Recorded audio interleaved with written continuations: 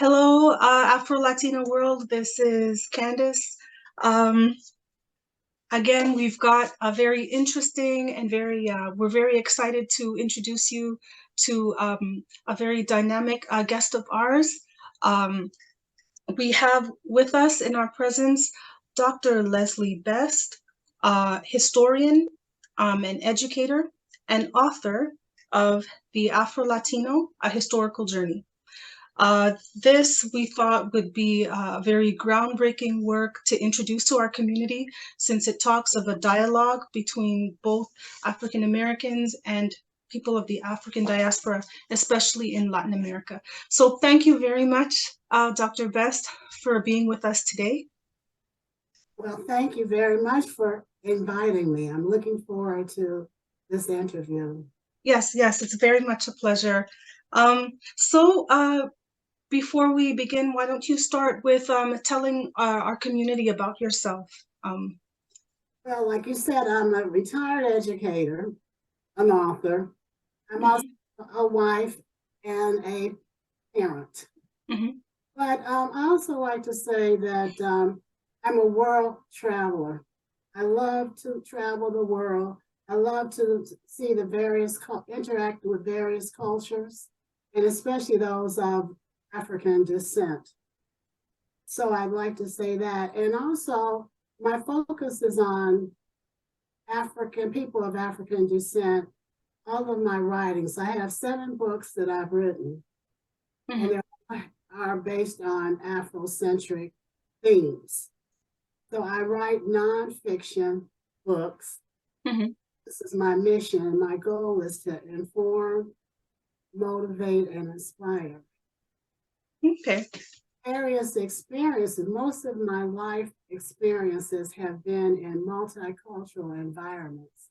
So I suppose this is just part of my being, is being interested in other cultures. And because I was in a multicultural environment from school, elementary school, all the way up to becoming a teacher. I guess that's what's my purpose in life.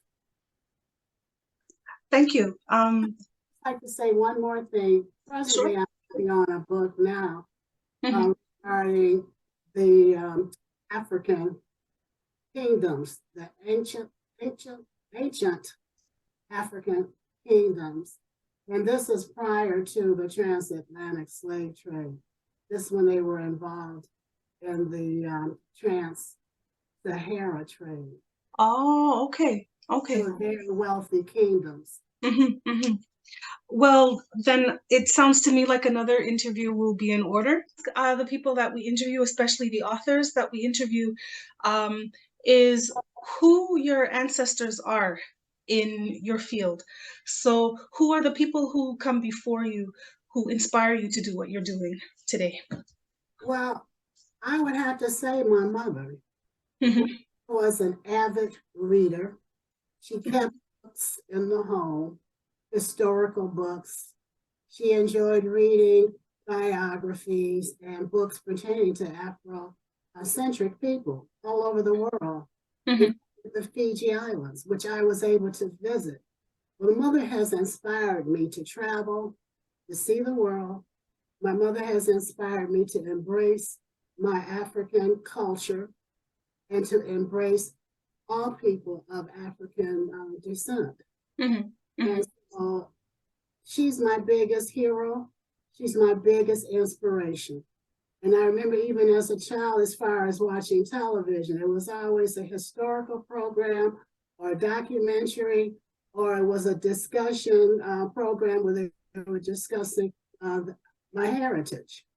It was going on not only in the United States, but all over the world, especially when it had something to do, a relevancy to African American people. She was open and receptive to all groups of people, but it was always her biggest focus, her biggest passion was to focus on what was occurring in the world to people of African descent. Amazing, amazing, and very inspiring. If you could just excuse me, I just want to close one of the curtains here because I'm getting a bit of a glare. If you could just give me a couple of seconds. Um, I think that's better. I'm hoping that's a little. Okay, yeah. Let's see if I turn on this light. That'll be better too. Yeah. Okay. Okay. Okay. Yeah, all of that stuff is going to be edited out. It'll be a lot more smoother and cleaner. So, thank you very much for sharing that part of yourself with us. That's definitely something that we promote here in our community, is to really highlight it. I'm sorry. Sorry.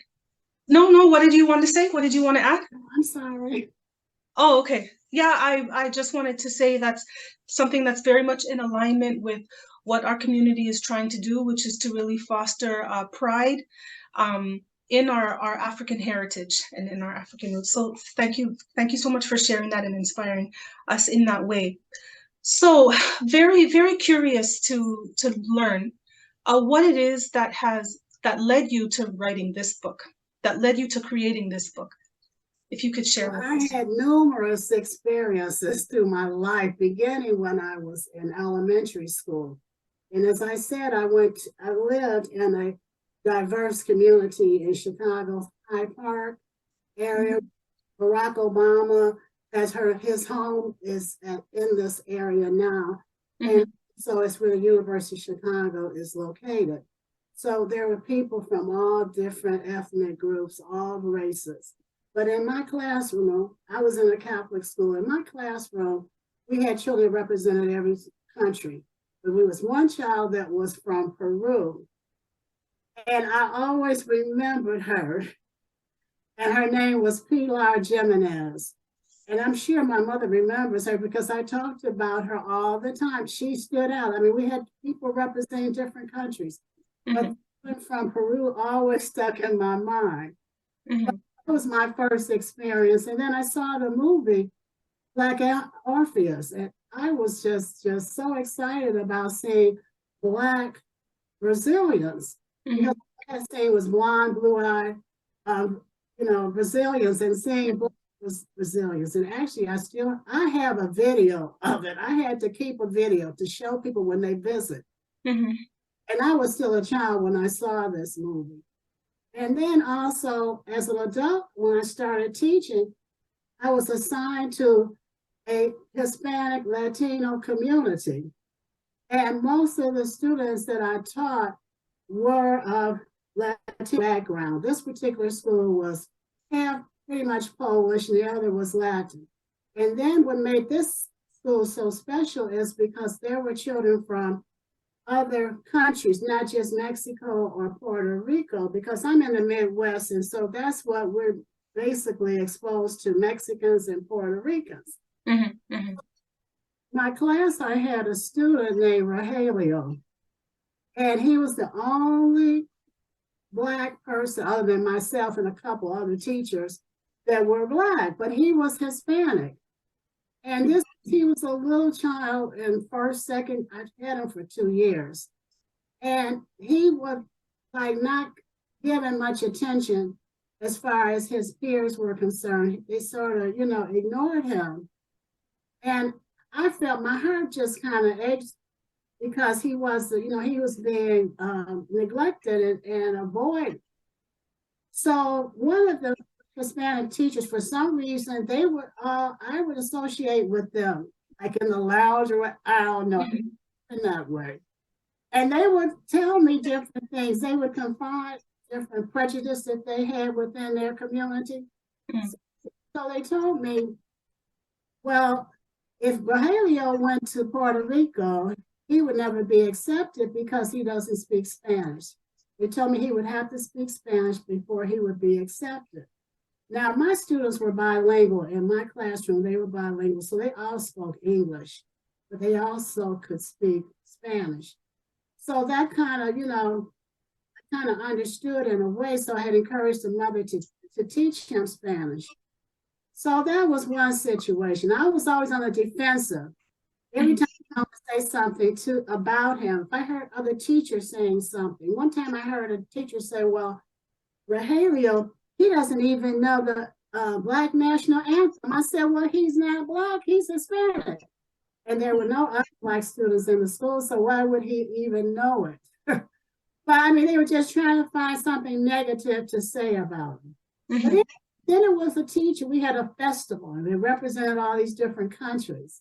And it was a Latino festival, and every classroom had something going on. In my classroom, we had the Mexican head dance because that's what I had learned when I was in Hyde Park. So, but she had a display out in front of her classroom. This was Miss Flores. And on her display, she had African artifacts. She had a map that showed the connection between Puerto Rico and Africa. And it was demonstrating the transatlantic slave trade. And I was like in awe because this is something that had never, ever entered my mind. That there was any type of connection with any group in any of the Latin islands or countries or anything.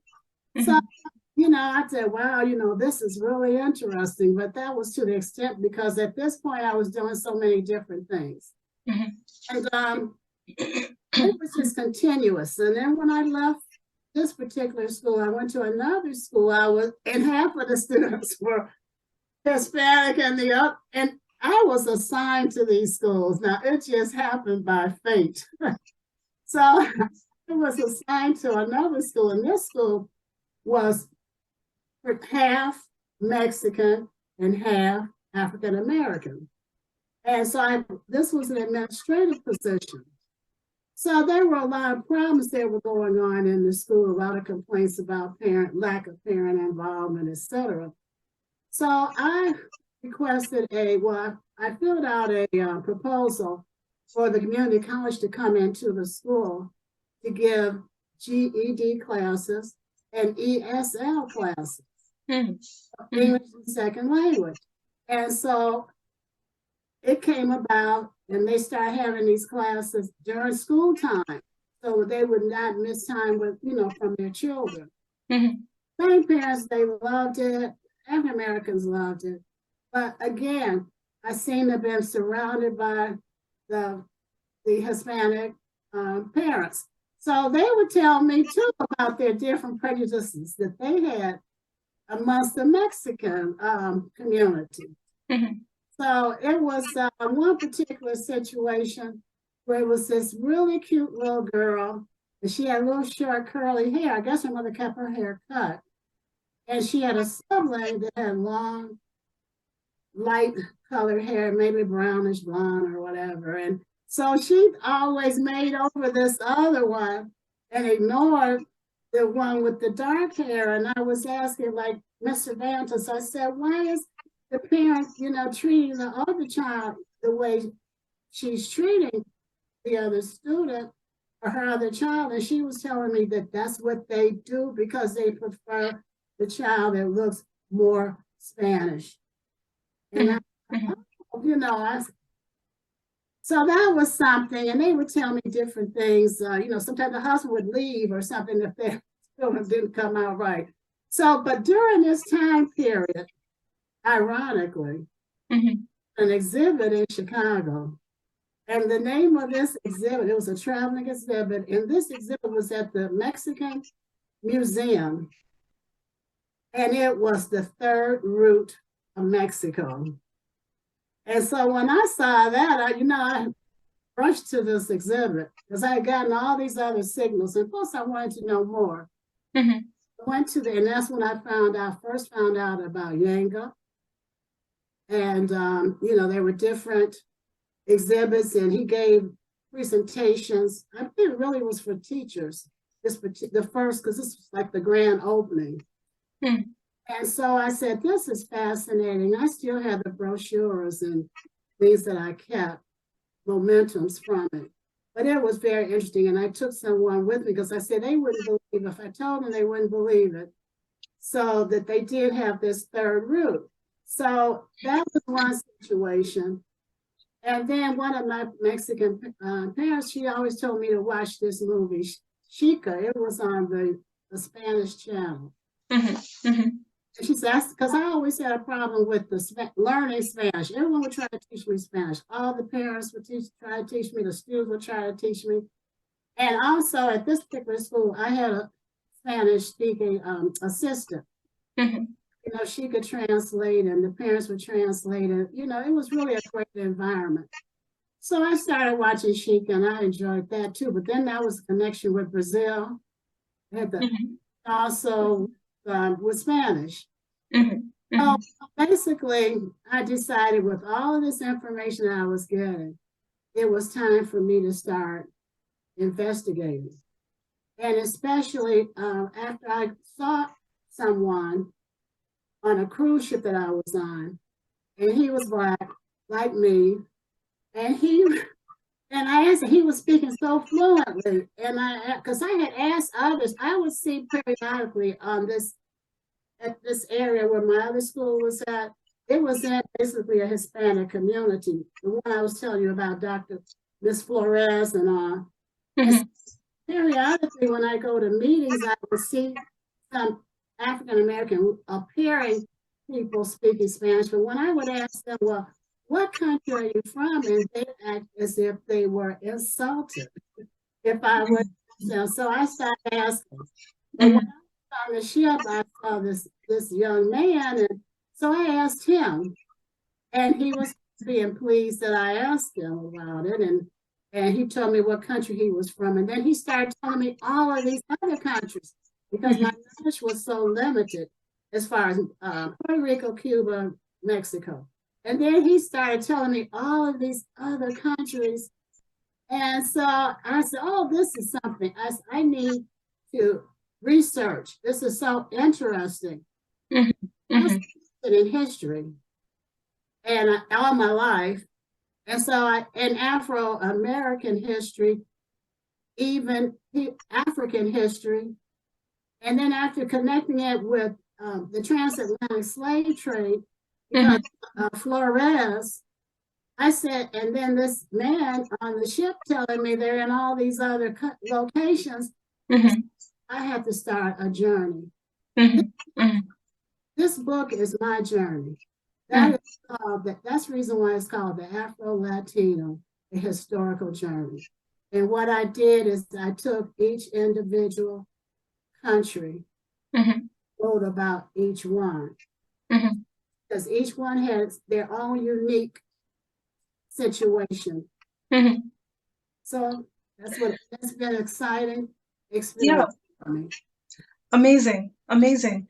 And so in your findings and in your research and in your travels and discoveries, what is it that you would say that you would want African Americans to know about Afro-Latinos? And what is it that you would like for Afro-Latinos to understand about African Americans? Well, actually, I would like for us to come together. I'd like the whole world to know about us, because another aspect that annoys me is because when they speak of the transatlantic slave trade, they only speak of America, the British. And to me, that's another way of formulating a systematic racism society. They never speak of the African people of African descent. The focus is always on the Aztecs and the Incas and the indigenous Indian people. Well, I'm not going to say Indian, the indigenous native people. Not to mention the African people of African descent. So what I like for everyone to know is that we're together. It's not those people, it's we. We came from the same families in Africa, the same countries, the same. So why, only is one was colonized by the Spanish and the other was colonized by the British. Both have the African blood that runs through our veins from the same countries. And actually, I did the DNA and the ancestry DNA. And no, I didn't have any Spanish. Mm-hmm.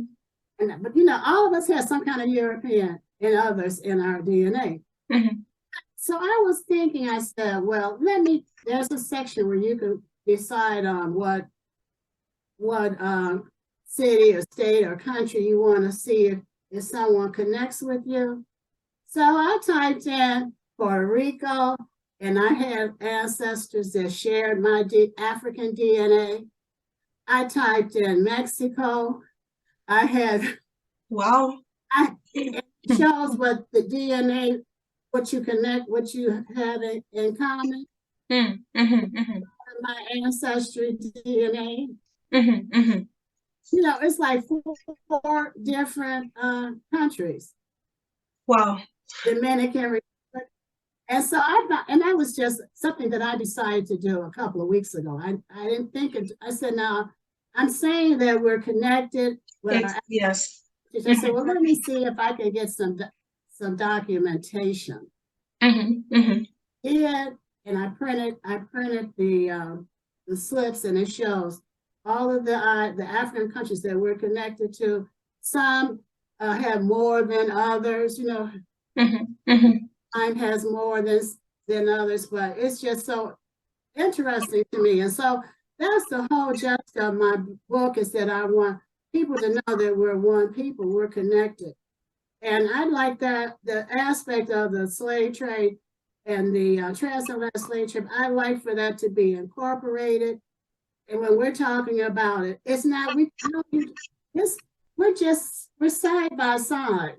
Mm-hmm. Mm-hmm. You go to Cuba, it's just, I can get as fast as I can get to California, I'm in the Midwest. I don't understand it. And so, and then on television, I'm telling people that we have African roots in Latin American countries, but they don't ever see, and I'll make the comment, and then, they're looking at TV, and I'm trying to see, where they're going to show it and when they're going to say it. Now, yeah.